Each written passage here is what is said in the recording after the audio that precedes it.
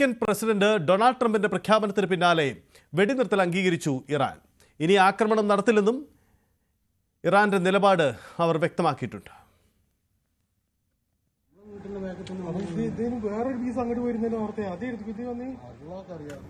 ഇത് വേണക്കളാണ് ഇവിടെ ചെക്ക് ചെയ്തിട്ടുണ്ടാവുക. നമ്മുടെ ബിൽഡിംഗ്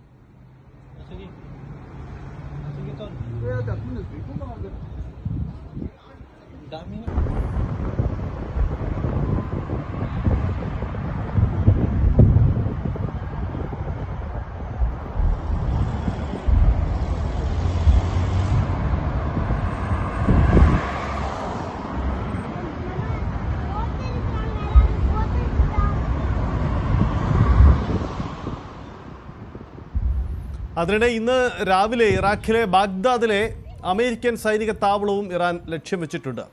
ഇസ്രായേലിലേക്ക് വീണ്ടും ആക്രമണത്തിന് ഇറാൻ ശ്രമം നടത്തിയതായും വിവരങ്ങൾ വരുന്നു. രഞ്ജിത്ത് രാമചന്ദ്രൻ ചേരുന്നു. രഞ്ജിത്ത്, നിലവിലെ സാഹചര്യം എങ്ങനെയാണ്? ഈ വെടിനിർത്തൽ അമേരിക്കയുടെ ആ നിർദ്ദേശം ഇരു രാജ്യങ്ങളും അംഗീകരിച്ചു. തൽക്കാലം ഇറാനും പ്രകോപനപരമായ നീക്കങ്ങൾക്കില്ല എന്ന് തന്നെയാണോ? ഈ ഡൊണാൾഡ് ട്രംപ് അമേരിക്കൻ പ്രസിഡന്റാണ് തൻ്റെ സോഷ്യൽ മീഡിയ പോസ്റ്റിലൂടെ ഇത്തരത്തിൽ ഒരു വെടിനിർത്തൽ കരാറിലേക്ക് എത്തിയിട്ടുണ്ടെന്നും അത് ഇരു രാജ്യങ്ങളും അംഗീകരിച്ചിട്ടുണ്ടെന്നും 24 മണിക്കൂറിനുള്ളിൽ യുദ്ധം അവസാനിക്കും എന്നും വ്യക്തമാക്കിയത്. അതൊരു ഏകപക്ഷീയമായ പ്രഖ്യാപനം എന്നാണ് ഏതാണ്ട് കുറേ സമയം മറ്റു ലോകരാജ്യങ്ങൾ കരുതിയത്. പ്രത്യേകിച്ചും ഇറാന്റെ ഭാഗത്തു നിന്നും ഇസ്രായേലിൻ്റെ ഭാഗത്തു നിന്നും ഒരു വിധത്തിലുള്ള പ്രതികരണങ്ങളും ഉണ്ടായിരുന്നില്ല എന്നുള്ളതാണ് ഇതിന് കാരണം. പക്ഷെ അല്പസമയം മുമ്പ് ഇറാൻ വ്യക്തമാക്കുന്നത് ഈ വെടിനിർത്തൽ കരാറുമായി തങ്ങൾ മുന്നോട്ട് പോവുകയാണ് എന്നുള്ളതാണ്. തങ്ങൾക്ക് നേരെ ഉണ്ടായ ആക്രമണങ്ങൾക്ക് വളരെ കൃത്യമായ മറുപടി തങ്ങൾ നൽകി. പ്രത്യേകിച്ചും ഖത്തറിലെ അമേരിക്കയുടെ എയർബേസ് ആക്രമിക്കുകയും മറ്റും ചെയ്തതോടുകൂടി തങ്ങൾക്ക് നേരെയുണ്ടായ ആക്രമണത്തിൽ വളരെ വ്യക്തമായ മറുപടി നൽകിയതിനെ തുടർന്നാണ് ഇത്തരത്തിൽ ഒരു തീരുമാനത്തിലേക്ക് ഇറാൻ എത്തിയതെന്നും ഇനി മിസൈൽ ആക്രമണങ്ങൾ ഉണ്ടാകില്ല എന്നും വ്യക്തമാക്കിയതാണ് നമുക്ക് ലഭിക്കുന്ന സൂചന. പക്ഷേ അപ്പോഴും അതിന് 2 മണിക്കൂർ മുമ്പ് ഇസ്രായേലിലേക്ക് കനത്ത ആക്രമണമാണ് ഇറാൻ അഴിച്ചുവിട്ടത് എന്നുള്ളതാണ്. ഇന്ന് നമ്മളിപ്പോൾ രാവിലെ അവിടുത്തെ മലയാളികളുമായി സംസാരിക്കുമ്പോൾ അവർ പറയുന്നത് ഇതുവരെ ഇല്ലാത്ത വിധത്തിലുള്ള മിസൈലുകൾ പല നഗരങ്ങളിൽ പ്രത്യേകിച്ചും ടെൽ അവീവിലും ബാഗ്ദാദിലും മറ്റും പതിച്ചു എന്നുള്ള പ്രധാനപ്പെട്ട വിവരം അവരുടെ ഭാഗത്ത് നിന്ന് ഉണ്ടാകുന്നുണ്ട് എന്നുള്ളതാണ് നിർണായകമായ കാര്യം. ഇപ്പോഴും അവിടെ സ്ഫോടന ശബ്ദങ്ങൾ കേൾക്കുന്നുണ്ട് എന്ന് അവിടുത്തെ പ്രധാനപ്പെട്ട ആളുകൾ പറഞ്ഞു വെക്കുന്ന ഒരു കാര്യം കൂടിയുണ്ട്. അതാണ് പക്ഷേ ഇസ്രായേൽ വ്യക്തമാക്കുന്നത് അത് നേരത്തെ ഈ ഇത്തരത്തിലുള്ള ഒരു വെടിനിർത്തൽ കരാർ അംഗീകരിക്കുന്നതിന് മുൻപ് പുറപ്പെട്ട മിസൈലുകളായിരിക്കാം എന്നുള്ള തരത്തിലാണ്. അത് വളരെ പ്രധാനപ്പെട്ട ഒരു കാര്യമാണ്. ഇന്ന് രാവിലെയും വലിയ സ്ഫോടന ശബ്ദങ്ങൾ കേട്ടു. പക്ഷേ ഇതിലൊക്കെ നമുക്ക് വലിയ ആശങ്കകൾ ഉണ്ടാകുന്നത് ഈ എന്താണ് ട്രംപിൻ്റെ മനസ്സിൽ എന്നുള്ളതാണ്. ഇന്നലെയൊക്കെ ഈ തങ്ങളുടെ എയർബേസ് ആക്രമിച്ചതുമായി ബന്ധപ്പെട്ട് നേരത്തെ ഈ വിവരമുണ്ടായിരുന്നു എന്ന് ട്രംപ് വ്യക്തമാക്കുന്നു.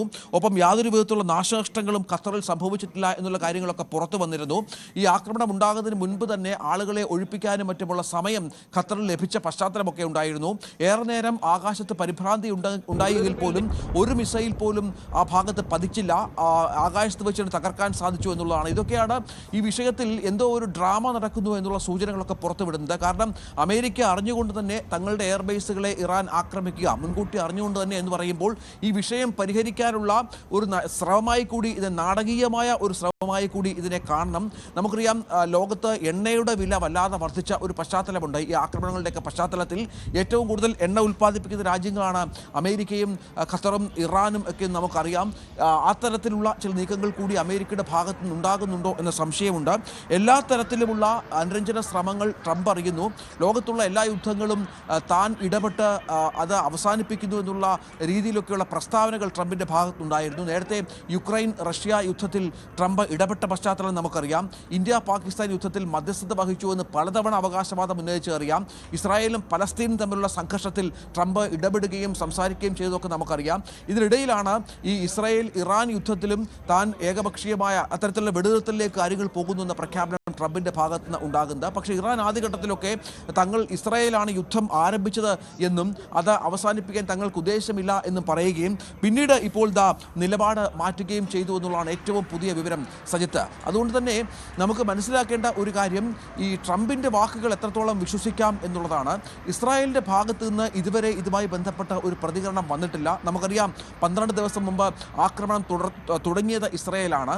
വീണ്ടും ആക്രമണങ്ങൾ ഇന്നലെയും ഇറാൻ്റെ പല മേഖലകളും ഇസ്രായേൽ ആക്രമിക്കുകയുണ്ടായി. ഫൊർദോ ആണവ കേന്ദ്രത്തിൻ്റെ ഭാഗത്തേക്ക് പോകാനുള്ള റോഡുകൾ ഏതാണ്ട് പൂർണ്ണമായും നശിപ്പിച്ചു. അവിടുത്തെ ജയിലുകൾക്ക് നേരെ ബോംബാക്രമണമുണ്ടായി. സുരക്ഷാ കേന്ദ്രങ്ങളടക്കം ആക്രമിക്കുന്ന പശ്ചാത്തലമുണ്ടായി.